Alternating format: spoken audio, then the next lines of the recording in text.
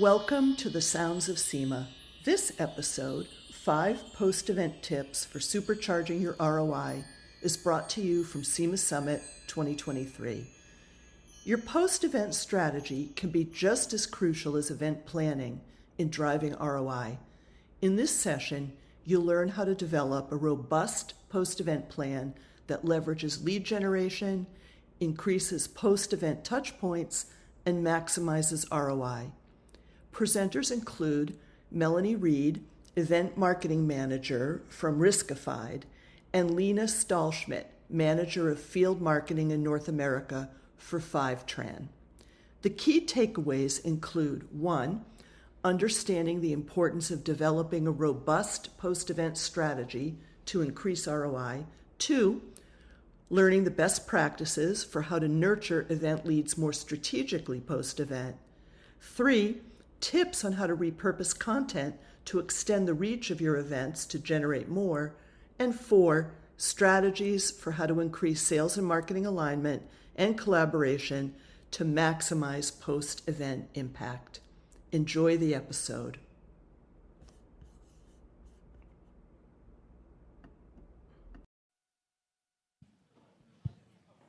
All right, good afternoon, everyone. We're going to go ahead and get things started right here on time. My name is Cale Mowry, and I am with Choose Chicago, and we are the proud sponsors of today's education track that's focused on elevating teams. And as part of that, we are proud to have partnered with Rags of Honor, which are these hats sitting in front of you that I'm proudly displaying for you. And they're a family-owned operation from our hometown of Chicago. Their mission is to hire homeless and at-risk veterans who have struggled with the transition to civilian life. No single small company has hired more homeless veterans than Rags of Honor, and they've become a driving force in the veteran space precisely because the leadership and all of the employees' operating principles have never changed. And those principles are: be as committed to every veteran as they were us when they were in uniform. That commitment to unity of purpose, commitment to each other, and the cause is the commonality between the veteran space and corporate culture that we're here to discuss today. So with that, please give a warm welcome to our moderator, Nina Sioni.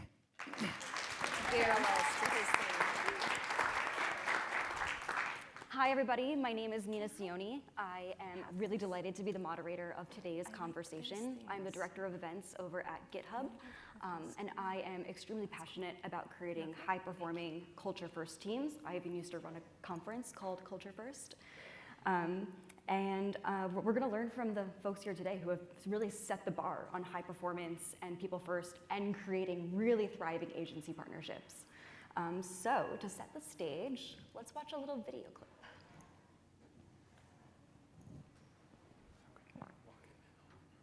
We are RSAC.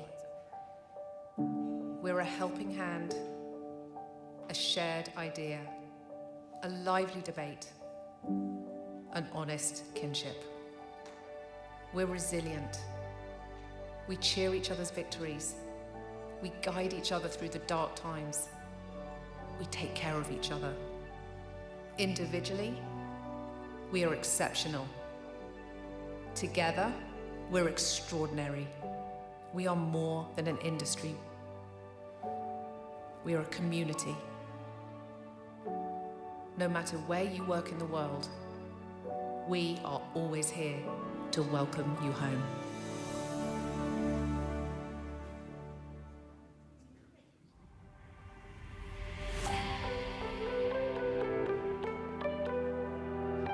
I've been coming to RSA conference for 2 years now. This is my second year. This is my first year.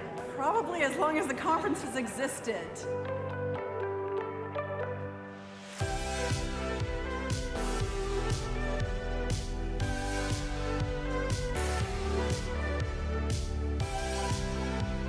What I love about the security community is that people are so passionate about the core responsibility of their job, which is keeping people safe. I mean, that's the reason why I got into cybersecurity, to protect those around me.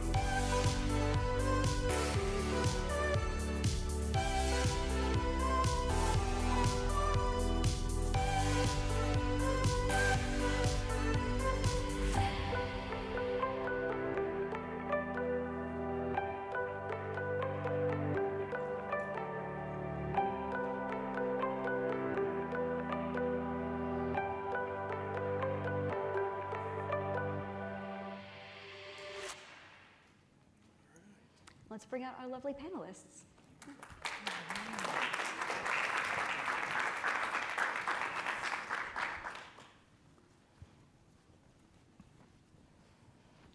All right, let's learn a little bit about RSA Conference. Linda and Britta, can you tell us a bit about the purpose of the event? How big is it? How many attendees? How many sessions? How many sponsors? How big is the team? Give us all the details about RSA Conference. Absolutely. So, good afternoon. My name is Linda Gray Martin. I'm the Senior Vice President of RSA Conference. I've actually worked at RSA Conference since 2006, which I know completely ages me. Not as old as us. That's true. I started my RSA Conference career actually managing RSA Conference Europe in the UK, and I kind of led the expansion into APJ and the UAE and actually China as well, and then I found myself over in the US where I moved over 10 years ago, and I've now been responsible for the RSA Conference group since 2019. So hopefully the video gave you an idea of what RSA Conference is about, but for those of you who know nothing about it, it's really the world's largest annual forum for the cybersecurity industry. So each year the community comes together for 4 days of education, knowledge sharing, networking, making connections, and really getting all the knowledge they need that they can take right home and apply to their jobs. So we have around 40,000 attendees each year from 140 countries. We have around 500 sessions. We also have around 500 sponsors and exhibitors. Great, thanks. Linda's also the voice of RSA Conference, so you know, I get if it pulled into sounds doing everything, familiar, honestly. you'll feel that. We're all jacks of many trades. So I am Britta Glade. I'm Vice President of Content and Curation with RSA Conference, and as Linda mentioned, we are not a user event. We're an industry event. It's very important that what is presented at RSA Conference, it's neutral, it's educational. You'll hear the word over and over from us, as you heard in the video. We're about building community. The belief is if we do a good job building and supporting this community, the cybersecurity industry as a whole is more effective in the very important mission that it puts forward. As part of a community, we have over 150 different subject matter experts who volunteer their time. They're our program committee. They're the ones who are making the selections of the content that comes to bear. They help guide decisions, directions we take as a conference as a whole, so that what we do is reflective of what they believe we need as a community.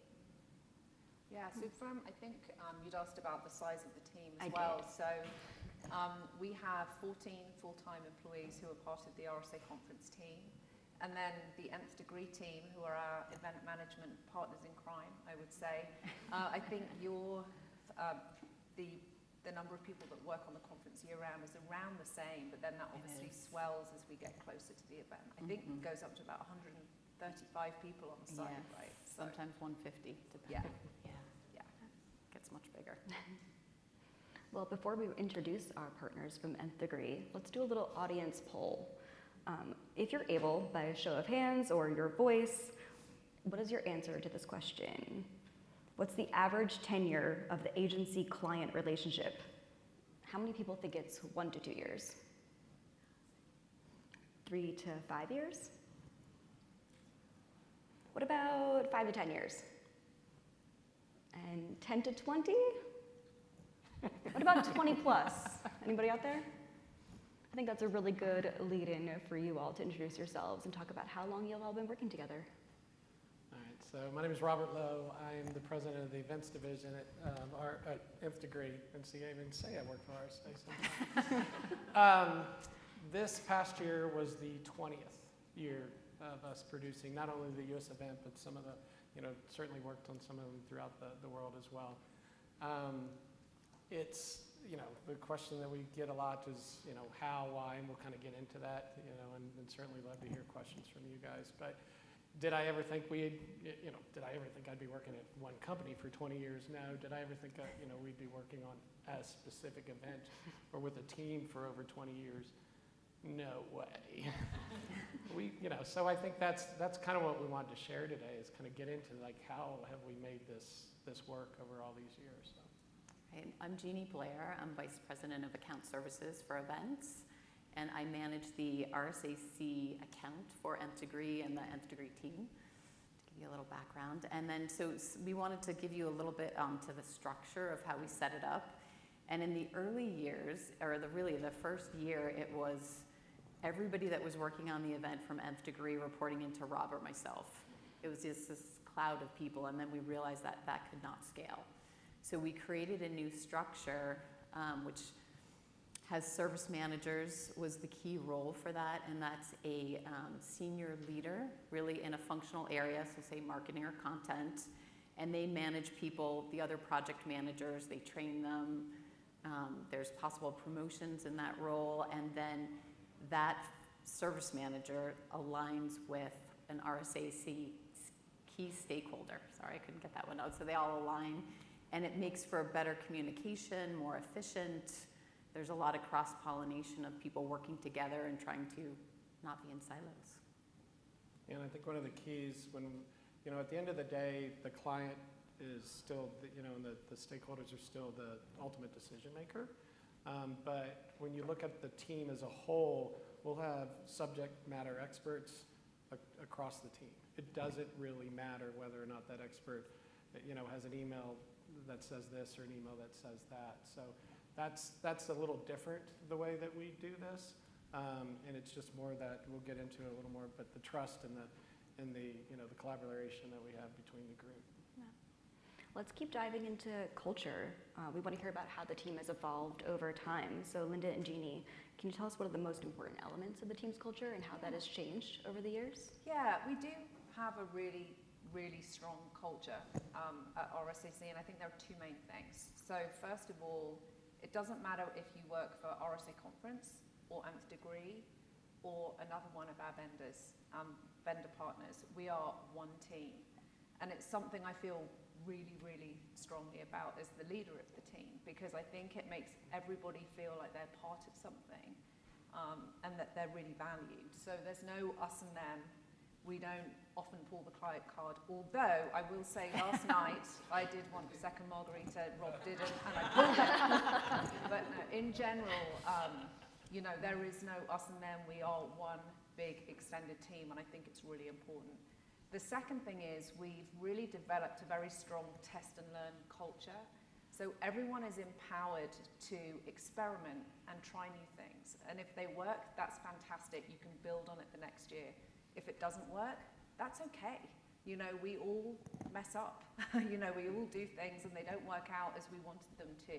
I think as long as you own it, and just say, this didn't work and walk away from it, that's perfectly fine. That's how we all learn. And I think those two things have become really important. And when you look at the attrition over our combined teams over the last 10 years, it's very, very little, because I think everybody feels like they have a place on the team. That's not to say everything's perfect. We're humans. Yeah. So, we're a big team, and we struggle sometimes with communication, with managing time. Like every team has their own timeline, so like consolidating that into one big giant timeline that everybody understands and is on board with is hard. And prioritization is hard as well. Each team thinks they have the most important things that are going on, and it's like, how do we then work together to figure out how we prioritize as a team? Exactly, and it's not that easy all the time. No, it's not. But we do have, part of our culture is raising the bar. So every year we have the conference, and then we make sure we celebrate it, because that is an important thing, and we learned that is, sometimes it would be right on to the next, and the team really needs to celebrate and be proud of what we did. Everybody needs appreciation for what they did, because people work so hard. But then it's always like, okay, now what do we do? What can we make better? What do we stop doing? What do we want to try and do differently? Like Linda said, like, what can we try? It's okay to fail. There's a lot of trust within our culture. There's a lot of looking at everyone's success. We all want to, make all of our teammates successful. So there's a saying that we're always like, hey, we've got your back. Like we don't let somebody fail. If someone's struggling, then we reach out and help. But everyone feels that way, so you just feel like you want to help everybody, because that is the way. So there's a lot of kindness that we have within the culture. And I think the other thing that we look at yearly for sure with that culture is just how the people are changing on the team. So we do have a big group of folks that have been part of the team for many years, but we're constantly bringing in new team members and understanding, especially, not just generational nuances, but also, how we changed as people in the last few years. Like, we've all changed as people, how we work, how we communicate, how we do that. So, we'll talk a little bit about the boot camp later, but it's those things that help us learn that from each other. And then again, it goes back into that communication and that openness to ask any question. The curiosity is what you celebrate, so it changes things. It's really beautiful, this one team concept, and you think about it in terms of your values and your metrics and your KPIs, but when you're all working together, that's when you really win and succeed. It's really cool to hear you talk about it. Well, and I'll give a little, just lay it out there, guys, because any of the know me, I'm pretty straightforward. A lot of the companies we've worked with and teams we work with will say what they're saying. We're one team, we're one team, we're in this together. And the second something goes wrong, the agency is screwed. It is not that way. I mean, I'm not kidding, and we've talked about this a lot, but it is very, the mistake is made as a we. You fail gracefully, you do whatever you can there, but that's what's different. That is at the highest level. That is what's different about this culture and team that we've managed to create. And you did say an important part, it's we. We always speak in the talk of we. And when Linda mentioned the vendor piece as well, this goes, as Nth Degree, as the agency vendor, then we have a number of other vendors that have been with us for so long. Some of them are in the room. Yes, we have a few in the room, and it's pretty amazing. And I think I saw it most after COVID was the happiness people were to be back together, and it runs so smoothly because of that whole ecosystem. Well, it is everybody. I think as well, at the very core, we just all really like each other, and we get on really well. And I don't know. I know you're not supposed to be really good friends with people that you work with, but it works for us. Yeah. We've all been through so much together over the years that it just makes us stronger. Well, I mean, they were talking about how stressful our job is, right? Yeah. So if you don't get along, and I say this in pitches, like if, we're not going to go after every piece of business. If you don't get along with the teams, the companies that you're working with, life is too short, right? And that's the beauty here too, is that we do get along. Now, we're just like family. We might have, some arguments at times and that sort of thing, but we're open. You're open about it. And we'll spend more time together sometimes than you do with your family. So, you better make it fun and, have a good time. So. Elmo, Rob. I know. Elmo. Enough, let's move enough already, move on. A core tenet of our meetings. Yes, I love Elmo. Couldn't agree more. You gotta love the people that you work with. It makes everything fun. Yeah. We touched a little bit about on your values, but can you talk a little bit more about them? How do you share them? How do you sustain them? How do you nurture them as the team is evolving? This one to me. Yeah, maybe Britta. After I Elmo'd you, how am I gonna? It's great. We actually have an Elmo stuffed animal that you throw at people at meetings, and it becomes the parking lot. So, actually, as we talked a lot about, there's an expectation of constantly getting better. How do you know if you're getting better if you don't know what you're measuring against? So that's also a core element. And when we look at our measurements, when we look at our KPIs, when we look at, those are goals that we set together. And there's a constant evaluation that happens across all of that too. And I know there's been some good sessions here with, how do you set KPIs, how do you measure that, and that's an important tenet with everything we do. We also, and I was telling Rob this is my Rob story for you. When I started, so I'm the newest one to the team. I've been part of the team for 9 years, so I've been here for a while, but I didn't know what Rob did for several years. I knew Rob was there. I'm still trying to figure it out. I knew he was in the, everyone is, has the same black shirt, black pants. Everyone looks the same, but I didn't know what he did because he'd be the guy who's, dealing with line control. He's the guy who's helping with tech issues. He's the guy that's hopping behind Reg. And I think that to a person really defines what we do. We know our jobs, we know who you need to be, telling what's going on, but you also jump in, you make things happen. It's that, I call it the Nordstrom experience. Once we get on site, it's let's reduce friction, let's move things along, let's serve this community best we can, and everyone does that. Yeah, And there are no absolutely. egos. Yeah. I mean, we were talking about this earlier. I mean, that, and that's not always the case, but there are no egos at all. Yeah. And when sometimes they show up, we pop them. Yeah. They don't last. But I think as well, you're going to hear us talk about boot camp a lot during this session, but it really all starts for us with our annual team boot camp, which starts at the beginning of the cycle. It's for the whole extended team, or for 40 of the extended team anyway, and it's not a debrief on the previous year. It's really, let's blow it all up, shoot everything down, see where it lands, and see what we want to change for the year afterwards. But it's such a perfect example of seeing our team and our culture in action, I think. Even our executive chairman is there with some of our investors, and they just roll their sleeves up and get stuck in. Everybody has a voice, and that's where you see it the most. Yeah, it's so important when you feel like everyone can be heard. Right. Yeah, from any level. Yeah. And when you watch people come in to the team, they don't really buy it for about a year. Because and I respect that, right? They say this and they say that, but they don't really buy it. But you see how the team members change over the first year, second year, third year, and they're like, oh, they weren't lying to us. I can really be heard. I can really speak up, and I've only been here, 12 months, and I can challenge anybody here, anybody on the team, and that's special. Yeah. Well, we all know it's really good to have a good culture and strong team values, but let's talk about when you face challenges as organizers and how those values sustain you and what happens. So maybe tell us something that you faced as a challenge over the years. Yeah, I wanted to start with one that I imagine all of us in this room have in common, which is the year 2020, right? We do events, we get energy from each other, we like seeing each other, we like it's the reward at the end of an event when it's, and then suddenly we didn't have that. So going through this, we were the final event, we RSA conference for the final event in Moscone, March 2020, and then boom, the world changed. And so figuring out, what are our roles? How do we interact with each other? We had an APJ event on the books for happening in July 2020. Platforms were kind of there, not really there. I don't know what picture's behind me now. Do we have the, because there's one that really shows pandemic. Yeah. There we are. We've all been stuck in those Zoom boxes, right?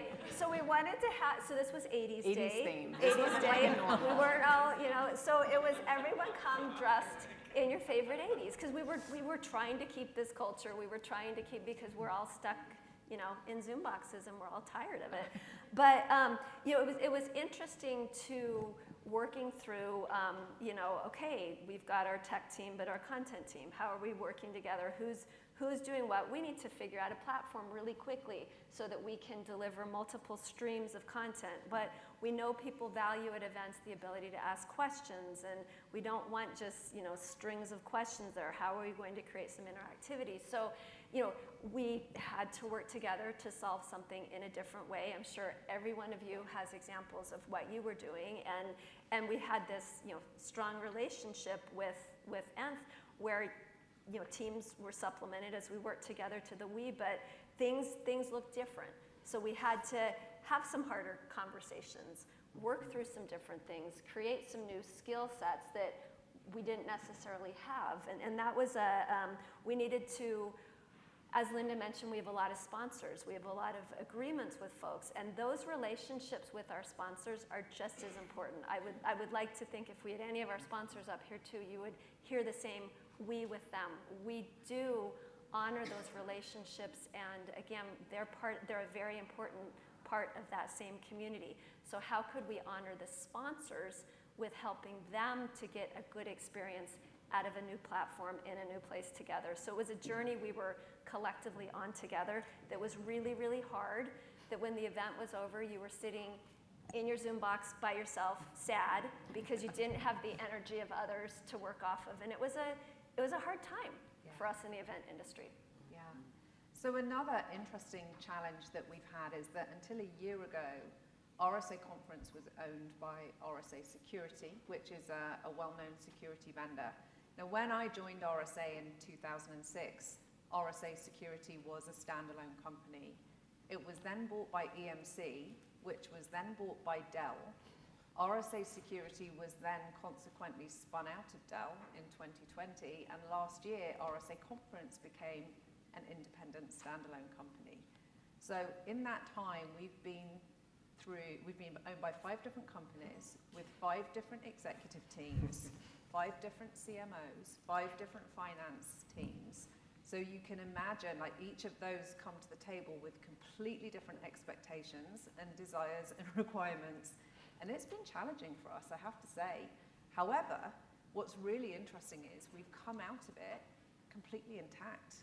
Like, the whole ethos of RSA Conference has never changed. And I think it's because of the uniqueness and the specialness of it, because there aren't that many kind of big industry events out there, you know. And one of the things that I think is really important to the team is that they feel like they're doing something good for society by working for RSA Conference. So I think that's kept everyone there. But the fact that we've come out with Nth Degree still intact, our team still intact, and we're all kind of here today to tell the tale, maybe a little bit bruised and battered, a few more grey hairs, a few more wrinkles, but we are, we survived.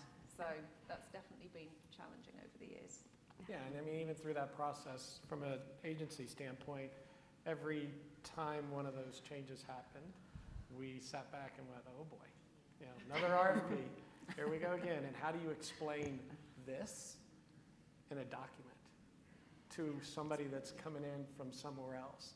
And the beauty was we did our best, but we had them really explaining it up the chain, to saying, you know, you got to see it to believe it. You got to feel it to understand it.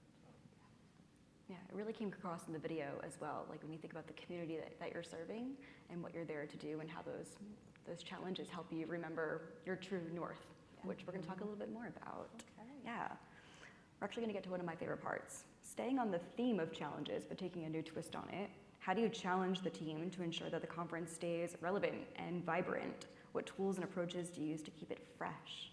And you've mentioned boot camp, but I really want to dig more into boot camp and what goes on there. And at boot camp is my favorite time of year. Apart from the conference, obviously it's so different, but it's a treat for us to do it, and it is I should say all of RSA Conference is there as far as that team, and then core people from Nth Degree. We have COM, which is one of the creative agencies that's there. We've had PR people in the past, but it's a core group. And we have a theme that we're looking at. Like, in the past, we did Power of Moments last year, and we had Chip Heath come and speak to the group. So the group itself feels inspired. We feel like we have new tools. We feel like we have fresh language, you know, a fresh way of thinking.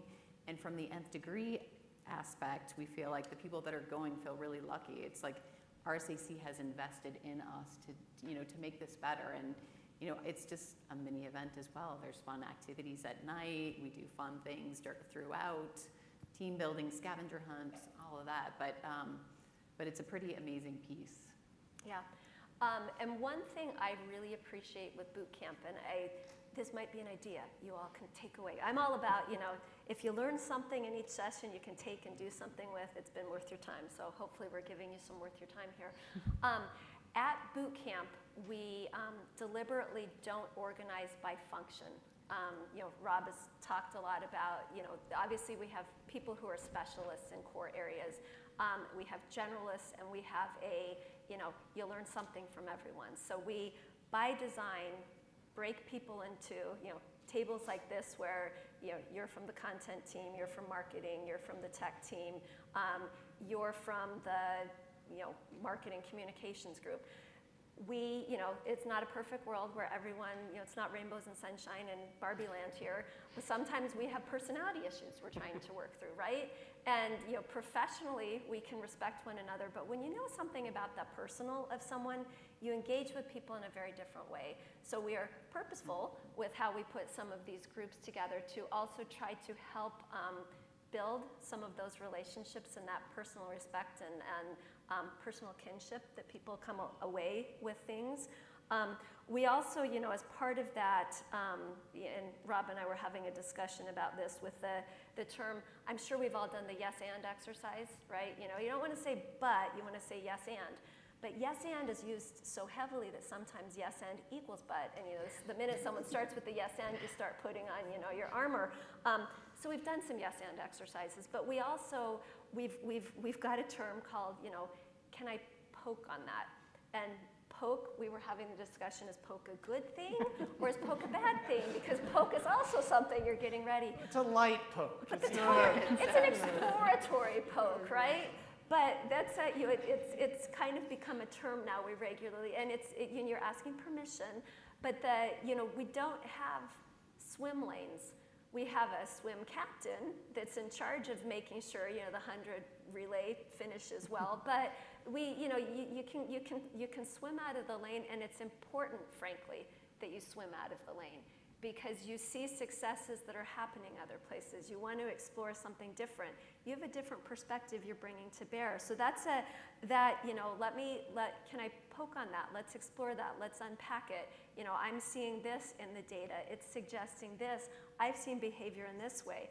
I went to another event where I saw da-da-da-da-da. So this cross collaboration is extremely important. And I'm reflecting on, and we usually do boot camp about 2 months after? Yeah. About 2 months after the event. So we've got, a swath of data that's come in, we present it, we unpack it, we look at it by, NPS, and every single member of our team knows the NPS of a full conference attendee versus a this type versus a that, because we all take a great deal of pride and responsibility for what those experiences are. So it's an important thing that builds purpose, builds direction. You have some fun with it. You get some relationships out of it. You realize you have, some food interests in common, or some. This year, one of our things was, what's your walk-on music, and a playlist. Everyone got the playlist of everyone's walk-on songs that they went away with, and you wonder about some of these people now because of their stress. But you understand them in a different way. You always think about the event life cycle in terms of the customer journey, right? But when you think about the event life cycle in terms of the team and how the team comes together and build it, I think boot camp is such a great way to keep that circle going. So that's their post-conference ritual. Would love to hear from the folks in the room. Is there a post-conference ritual that you all do to set your new bar, set your new North Star, talk about what happened and how to make it better? Anybody willing to shout it out? Come on. How many people are going to go create their own boot camp after this? That's what I want to know, actually.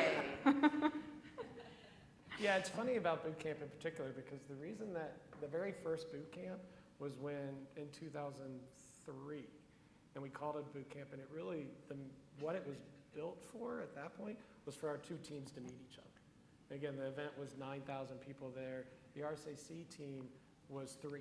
There were 3 people on the internal team. So it was more about that, just getting to know each other, and quite frankly, for the nth degree team to be downloaded. What did we just win? We're really excited, but to understand it. And the beauty, again, just like what we do with the event, it's evolved. The boot camp has evolved almost every single year. And it's exactly the same line that we take with the event, that, how do we keep changing it? How do we iterate? Well, along those lines, go ahead. Yeah, to the theme she was talking about. So Power of Moments, which if you haven't read that book, I definitely recommend it. It's a good one to take away. And that was our theme last year. This year it was connections. But just because it's been a theme doesn't mean it's gone and forever. Last year we were so focused on how do we create moments, because it's this 40,000 person event, right? How do you create a moment that's a takeaway, that's a sustained memory? And he spoke to us a lot about things that were happening there, but we had small things that we did as a result. We had large things that we did, and it's never going to go away. One that we did, and you might have saw quick flash in the video. We had Back to the Future. He was our closing keynote. We had a DeLorean there. We had the photo ops associated with it and everything.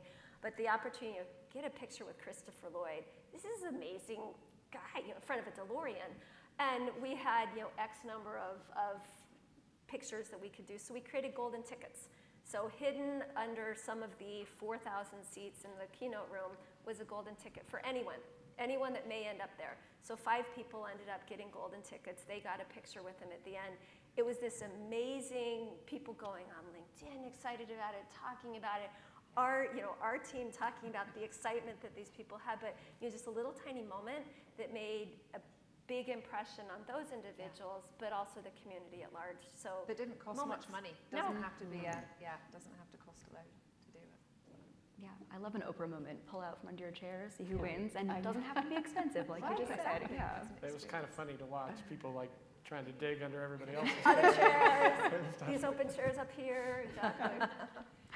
And we carried it through to this year. So in their initiatives, they Power of Moments again for each of the functional teams. Some of our language, we don't even realize that our language comes from boot camps over the years. Like the moments will certainly stay around.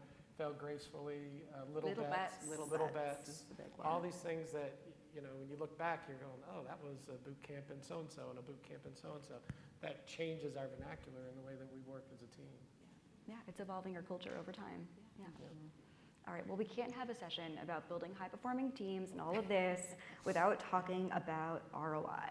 So how do you set goals for the team, and how do you measure performance? And again, how has this changed over time in the many iterations of the event and the teams, or has it stayed the same? And then my thing that I'm really curious about, which I've always mentioned to you all, is like, how do you stay true to that North Star that you set during boot camp? So I think the session this morning, the keynote session, about the strategy and such, we were in there and we're like, oh, I guess we're doing it right. It was actually really good. But from boot camp, the first step that we do, there's a lot of things, ideas that come out of boot camp. And over the years, to some things that are great and some things that we've learned on is, there's value in that, but there are things, there are ideas, there are sparks of creativity, but do they match and align with our strategy? So the first thing we do when we come out of boot camp is actually go back to our core strategy as an organization and what the conference and the community is all about, and check on against those. And that's the first thing that we do every time. And it sometimes it could be a bummer because there was a really cool idea and you're going down that path and then it doesn't match. And you're like she was saying earlier today, do we do it or do we not? And then if we don't, the key is we communicate that to the team, the idea, the people that came up with it, why? Because the danger, and this is something we learned, we didn't do this sometime, a few years or a handful of years back, and there almost became this, what happened to our good ideas? So we had to make sure that, okay, if they didn't match the strategy, that we're explaining that back to the team, because we don't want them thinking that they're wasting their time, their ideas weren't, appreciated. Yeah. And then from a measurement perspective, we measure a lot. I mean, we measure too much, to be honest. And last year we cut back and we looked at what are the metrics we actually use. And we were measuring things that we never used the metrics for, so we got rid of them. But we have 4 KPIs. I mean, we have a lot more than that, but we have 4 main KPIs that I think really tell us about the health of the conference. So NPS, value, experience, relevance. We're lucky that we have strong metrics in all of those 4 categories, but each year we want to either meet or exceed the metric that we've received the previous year. And so far we keep working in the right direction. But yeah. Which ones do you throw away? The ones we're not going to do anything with.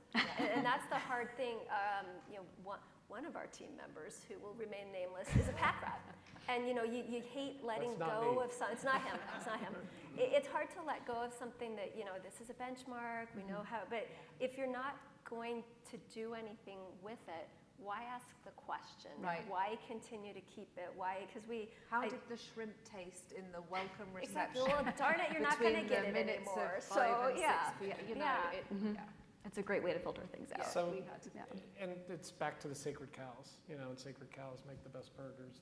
We had one of the authors of the book, come in and talk to us years ago, and being able to call things sacred cows. And we have a cow that we throw also. Yeah, in addition to Elmo, they're very there's soft, a cow that but gets they're thrown. soft. There's But, it's interactive. But it's back to that idea that you can question anything. and say, is that a sacred cow? And with the way things have changed in our industry over the last 5 years, there's a lot of stuff that 5 years ago we would have said never could have gone away. But now, the length of the conference, and what people are expecting and the amount of time that people need to do their job while they're away from their job. These things that we would have, said, no, we have to have an after-hour party every night. And it's like, no, that's a sacred cow. What are we seeing? What's the data telling us about where the people are going? And really, challenge ourselves against those. Yeah. I'm going to get a cow that I just throw across my screen at my meetings now. Yeah, it's going to be very useful. Cows are awesome. They sometimes get a little aggressive. We have cheese for if you're whining, if someone's whining, a cheese is thrown at them. There's a fish for negafish if someone's just being negative. So yeah, there's And a brain. And the And a curvature There's a brain. There's some There's- good things there's too. goodness It's not too, all and a bad. heart, and a heart. Yeah, There is a that's heart. true. There is goodness too. When somebody's really passionate about something, you give them the heart, but Gotta have that then you throw the positive Elmo at them. That's it's the Elmo and the heart. Well, assuming you're all not just here for the air conditioning, we do have some time for questions if there are things that you came in this room to learn and haven't gotten yet. So everyone is open for questions if you got any. Yeah. Just project. Okay. So we have, at my company, we have a client that, it's a different dynamic, but we've worked with them for many, many years, since the early 90s. And, oh, wow, there we go. And one of the concerns that some of us have on the team, I'm brand new to the organization, so I'm learning about this relationship and kind of seeing the dynamic. And one of the challenges that I'm kind of foreseeing is that a lot of the people who exist within that team have been doing it a long time, like all of you, and they're coming up in their years in the workforce, and retirement is like happening soon. And so I'm just curious if you have any advice. Are you all having conversations about succession plans and how to do that with the vendor-client relationship, because that can be delicate? And I don't know. I'm just curious what your thoughts are on that. Yeah. Do you guys want to go? Do you? Sure. Yes. We Yes, certainly, and? Yeah. Yes, poke. I mean, yes, but. Yeah. So from the succession plan, absolutely. Like, especially when she was talking about the service areas and the way that we align our teams, there's always, that amongst there. The one point that where I thought you were going sort of at the beginning is, how do you keep it fresh? Yes. Too, when you have folks like myself, that have been here for so long. And I think, again, it starts with those of us that have been doing this for a long time, that I love to learn that I'm wrong. Like, and that, if you teach me I'm doing something wrong, that's awesome. That means I'm going to do something different. That means, and making sure that everybody knows that. And again, it goes back to, it doesn't matter who you are in that room. It doesn't matter what you're doing. Everybody's voice, counts. And It's part of that culture. Yeah. It's expected. It's a great question though, change. because it does, it's something that has begun to keep me awake a little bit at night. And I think, so Britta, you have a strong number 2, head of marketing and comms has a strong number 2. I don't really have a strong number 2. We have a great team, but there is quite a divide between the senior team and the younger people that are up and coming. So it's something that we definitely need to place more focus on. From the RSAC perspective, I think you guys have, with some of the key people that are coming up to that time when they may look to do something different. And I would say we've been though, having conversations the same. some of them we just can't get rid of though. Our oldest team member, 78. Yeah. He does not want to retire. He doesn't. And he brings something new all the time. It's pretty amazing. The fact that he's touched like every part of the conference, he often gets the Elmo, but he brings a perspective to things. The other place I thought, it's funny, all of us thought the question was going maybe somewhere different. There's a succession element, but I think the other side of succession is burnout. And I know for me, for example, I know no one can relate to this, but I'm kind of a control freak. I know if I'm doing it, I know exactly how it's being done. I know what's going to happen on the other end, and I resisted getting a number 2. It was going to make my life better, but it was going, so now that I have a fully trained counterpart who has different perspectives than me, so sometimes my let go of things is a hard struggle there, but that has helped me so that I'm not in the burnout cycle that I was in. So I think that was another layer to me of, yes, it's succession, it's smart for the event, but it's also smart for the individual, that you can start seeing some things differently and not, crying yourself to sleep every night. Yeah, Hypothetically or worried about speaking. losing people. Yeah. When people were walking away from the industry a lot last year, where we've actually had some people go, but then they've come back, which has been really refreshing. We really love that. Well, thank you for the question. Yeah. Time flies when you're having fun and learning, and we are almost at time, so I just want to do a quick lightning round for you all here on what is one thing that you wish you started doing earlier to help the team out? So I think from my perspective, I think we're all so busy, and taking time for professional development is so important. And I think it's something I'm seeing certainly with the younger members of the team. They're very eager for it, and I completely embrace that. I wish that I had probably spent more time doing that. So, I'm glad that I've cottoned onto it now, but it's really important to people. Mentorship is really important to people as well. I get my L&D budget on January 1. I spent it by January 2. Yeah, So. exactly. It's a primary focus now. Yeah. Excellent. I think for me, it's this is good for event people, right? Get out to other events. There are new ideas in everything and it might be something that doesn't relate at all to what you do, but there's a spark of an idea. There's a spark of something, and then likewise, you can build off of that. And I'm happy for you to build off of us too. Yeah. So if you want to come to our event, see what we're doing. But you know come on out. What's really funny as well is that I'm a horrible conference goer. I just realized, honestly, but isn't it funny when you're coming to an event like this? I think everyone here in the room would say the same thing. You're really going through the attendee journey. I was planning the sessions I was going to attend on Sunday, and then realized I was too late because I couldn't get into some of them. But oh my goodness me, I think it's a really interesting thing to really understand what our to eat our own dog food. Yeah. And mine is similar to Britta's of seeing other events, but it's also talking to other people that are in the industry and learning from what they're doing and different things, and how you're approaching it. Similar to being here, you're just getting a lot of different ideas on different perspectives. So I think that's really important to reach out and do that. Mine would probably be back to the sacred cows, because I think for the first handful of years we weren't comfortable, questioning things as much as we should have, or to where the team, making sure that the team was comfortable. I think it took us a little while to grow into that, but So eat some hamburgers, Rob? Yeah, exactly.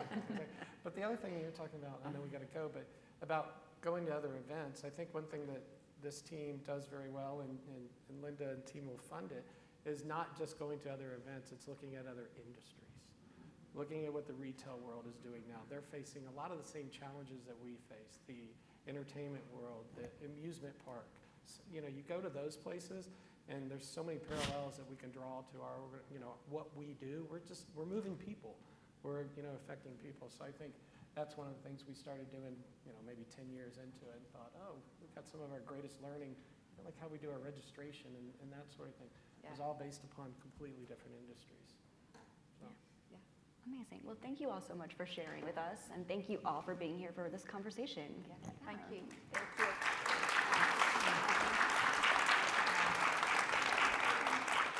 I was going to say maybe I should have started doing Rogaine earlier, because there's hair in there and there's no hair in there. And this picture is boot camp this year. Yeah, this was our this year. Yeah, that was just a month ago.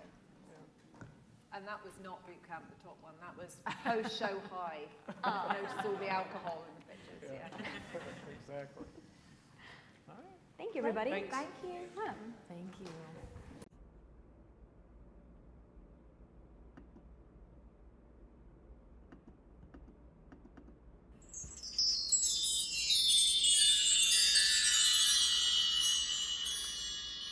Thanks for listening. We hope you enjoyed this episode.